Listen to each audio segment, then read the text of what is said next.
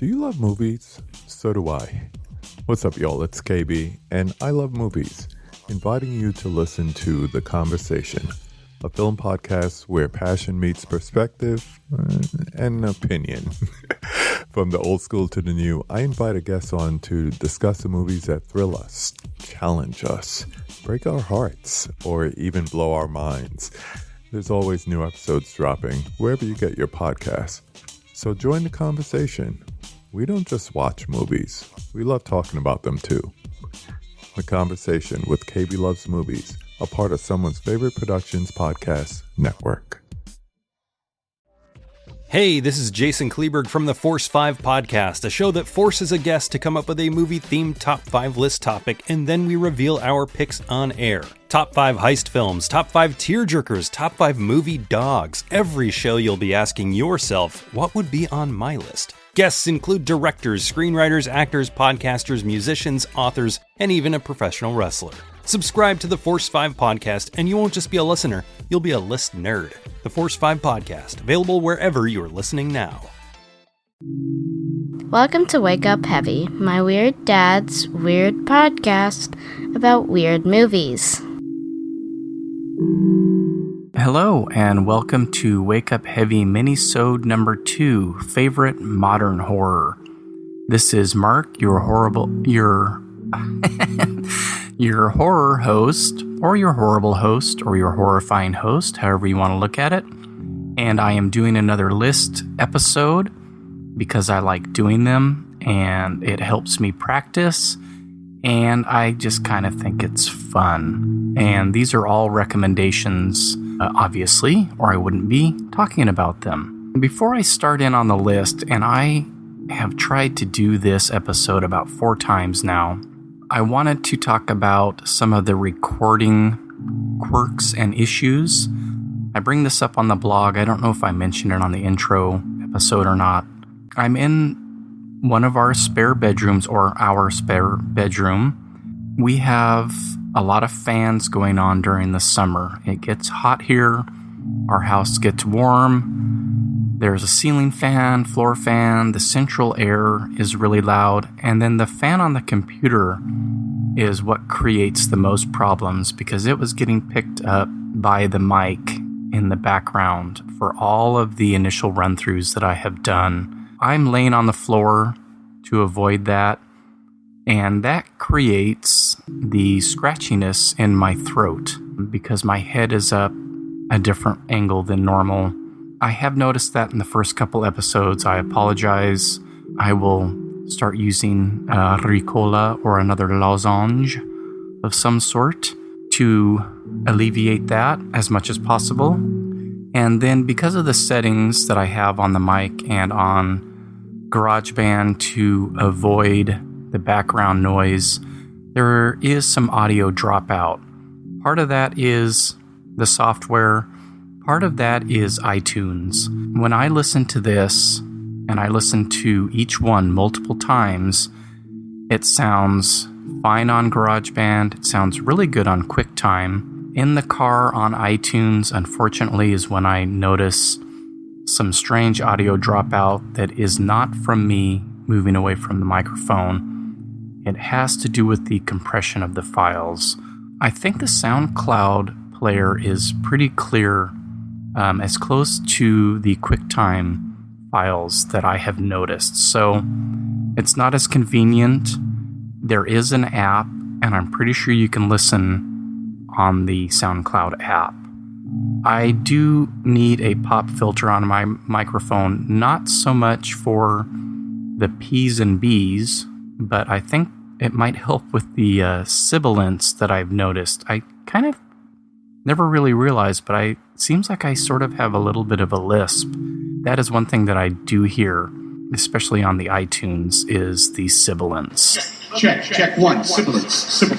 Check 2, sibilance. So this is a funky little garage cast. Hopefully, as the seasons progress, the audio issues will be less noticeable. That's sort of my goal. And to help that along, you can always donate. There's a little button on the sidebar on the blog. I will have stickers soon. They have been ordered. And I hope to get enamel pins made, and anything that comes in from those sources will be used for equipment and web costs and all that good stuff. Oh, and also on the blog now is a suggestion box. You can write in one of your favorite movies. It doesn't have to be old. You know, if you're quite a bit younger than me, it could be a movie from your childhood that's only maybe 15 years old as opposed to 30 or 35 years old. But yeah, send in suggestions. I'd like to see what people send in. If I get enough suggestions for a certain movie, well, then I'll give it a shot. I think that's it for background info. Well, I did want to mention on one of my early attempts to record this, I really had a scratchy throat that day, and I think it was due to the air, the air quality here. And I ended up choking on my own spit, and it kind of destroyed the rest of the recording because my voice just did not recover. So I have that little coughing jag saved, and I'm going to throw it on at the end of the episode. I don't normally save goofs. I edit out a lot of blank space and ands, and you knows, probably about 5 minutes per episode at least. So, yeah, lots of so's too.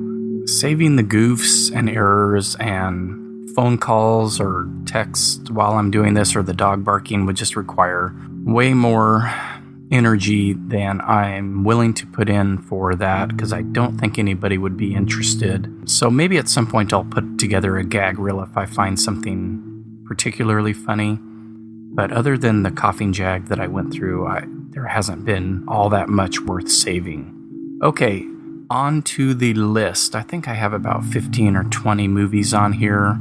And I had a notables list like I did for the subgenre episode, but I think I'm going to leave that off. I may save some of those for a different, short episode.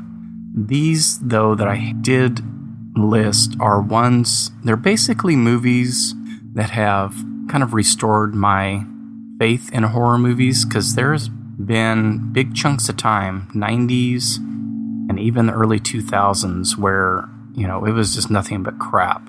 So we've kind of had a renaissance in the last decade of some really, really good, really smart, and really interesting horror films. So this is just kind of a handful or a couple handfuls that I enjoy and watch over and over. Well, not over and over. These are things that stick in my head that I think, ooh, I need to watch that one again. And the list is in no particular order other than when I typed it out, I did it from longest title to shortest title, just because I liked how it looked on the paper. I do that with It's time for another tangent. My bookmarks on my computer. I always have them going from either shortest to longest, or longest to shortest, or longest in the middle, and then, weird. That's a really weird tangent, but I do this stuff. So, starting with The Killing of a Sacred Deer, a great A24, who I think has a number of titles on this list. Love that studio. They've got some really interesting movies. If you like seeing Colin Farrell act in a very stilted and mannered way, this is your movie. Just like The Lobster does the same thing. Quite a few of the actors have that very strange delivery, and for some reason, that's how I like my Colin Farrell.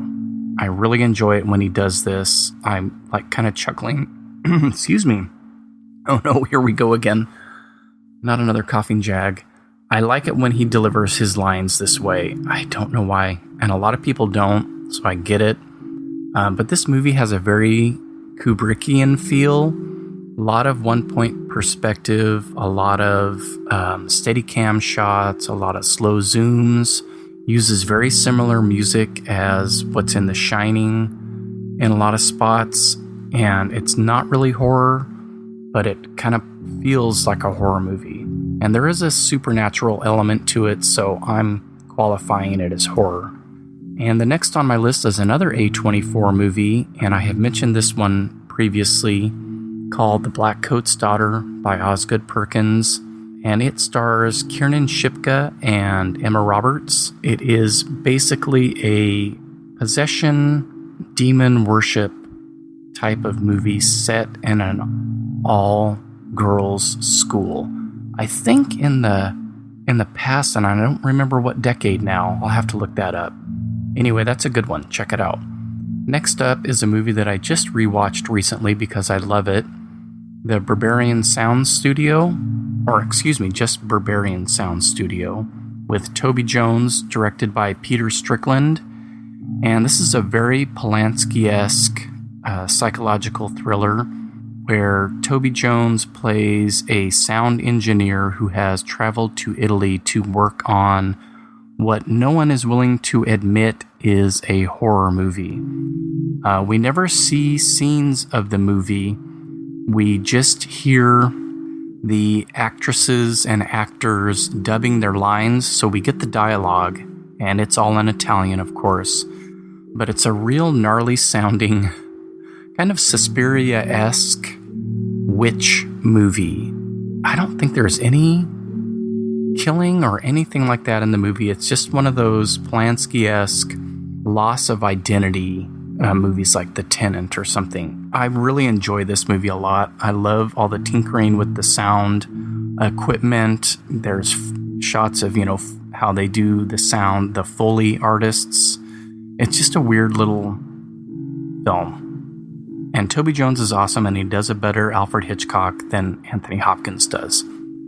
Next I have 10 Cloverfield Lane, which I really wish hadn't been jumbled up into the Cloverfield universe because it's an awesome movie on its own until the end when they shoehorn that in, and which you could say about the Cloverfield paradox, although I don't think that's as strong a movie on its own without all that junk thrown in. But yes, Mary Elizabeth Winstead, one of my favorites. John Goodman, who does a great job, and I forget the other dude's name, but interesting woman in peril movie / end times movie, kind of. Next on my list is Ty West's House of the Devil, and I have mentioned this one previously. Great satanic cult, kind of retro vibe, although they don't get too, there aren't any cigarette burns in the print or anything like that. It was shot on 16 millimeter. The titles are very retro. It's just kind of a slow burn, creepy little movie that I enjoy more each time I watch it. And then one that I actually liked right off the bat is We Are Still Here with Barbara Crampton. She is in another movie on this list. She's had kind of a resurgence in her career, probably since about 2010 or maybe a little bit earlier. She used to be in all kinds of 80s trash, all those Stuart Gordon movies, and then she was in Chopping Mall and some other fun ones. But yeah, she's kind of back up there in the limelight. Yeah, this is a, kind of Lovecraftian possession, haunted house, satanic cult vibe all wrapped up. And it has older people as the main cast, which I kind of found very cool. So check that one out. Then I have Gerald's Game, one of the better Stephen King adaptations we've had over the last year. And we've had a bunch of them. Great acting. This was done by Mike Flanagan, who has a lot of interesting movies out there. He did the sequel to Ouija, and I kind of enjoyed the sequel. The first one's crap. And then he's got a bunch of other ones, and a lot of them end up on Netflix, either as just, exclusives or they just get the rights to stream. But I think he's getting ready to do another King adaptation, and I wish I could remember which one it was. Maybe I'll have the research department swoop in and give that information. He is directing the sequel to The Shining, Dr. Sleep. That should be interesting. I haven't read the book yet, but I want to. If you've not seen Gerald's Game, just be prepared for the degloving scene. Don't look that up. Do not do a Google search for that. Then I have Don't Breathe and Evil Dead. the remake of The Evil Dead, and both of those movies are by Fede Alvarez. And I am a fan of the Evil Dead remake. I like how gory it gets. And I do like the changes that they've made with a female lead and some of the other stuff. A little more serious. And I think a lot of people got turned off by that because they're used to the campiness of the sequels of the original Evil Dead. Don't Breathe is a home invasion movie with a twist. And it gets into some real dark territory at the end that I was really surprised by, and I was tense the whole time I watched this movie. I like the actors. I like Jane Levy, and I like the kid who is in 13 Reasons Why and a bunch of other stuff. I can't remember his name right now. He played the awful bully in Let the Right One In, or Let Me In, whichever the American version is. I guess I should do research before I start babbling off about this stuff. The actor's name is Dylan Minnette, and the correct version of the movie he was in is called Let Me In. And I happen to like both of those. I don't know why one of them isn't on the list, but I like both versions of that story. Next is the other Barbara Crampton movie I have on my list, You're Next. This is another home invasion twist. I saw recently, what is his name? The dude that wrote it. That dude's name is Simon Barrett. Was on Red Letter Media's review talking about his own movie, The Guest. You know, they kind of did this. It's not a spoof, but they did it to prove to themselves that they could do a home invasion movie right. And I think they are like me. They don't like home invasion movies. So this flips the script on that, and I think they did a really good job.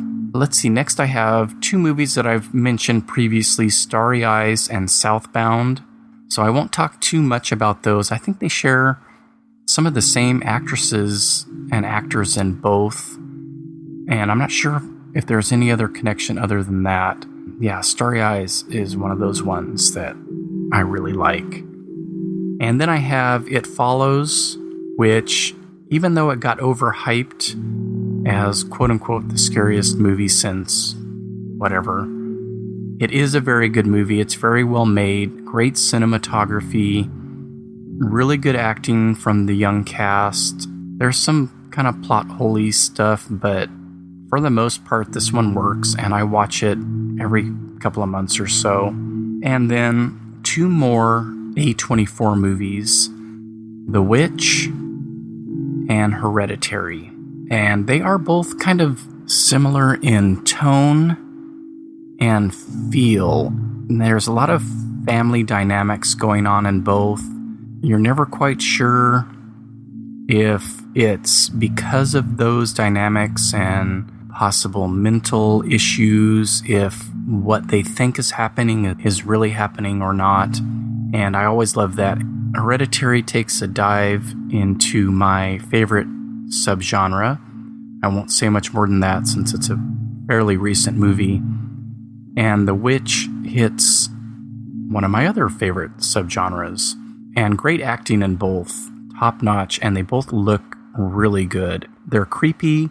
There's no jump scares in either one. Well, I shouldn't say that about Hereditary. There's some usage of sound that got me to jump in my seat.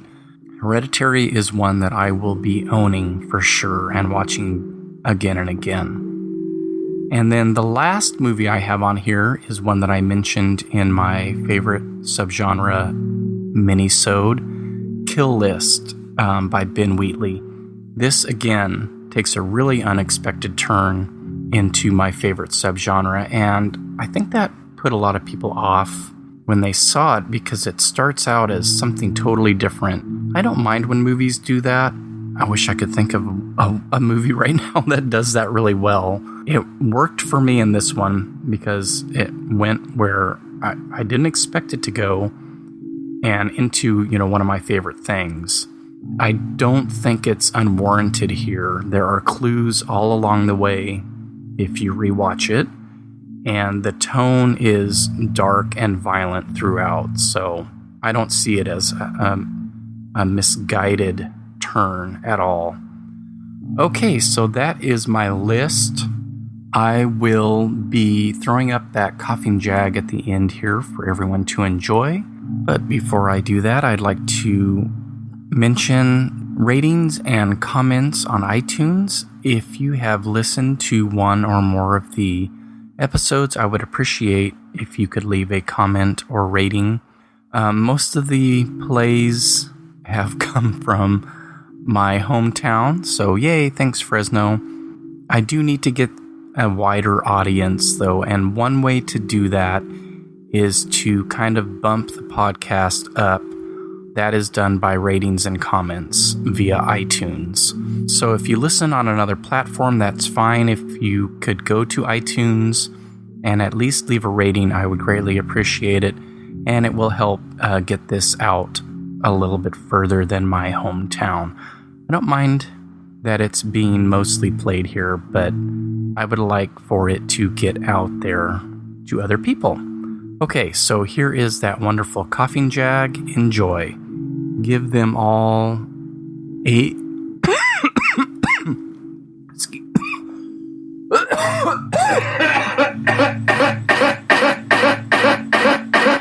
This is Mark. Until next time, don't forget to wake up heavy.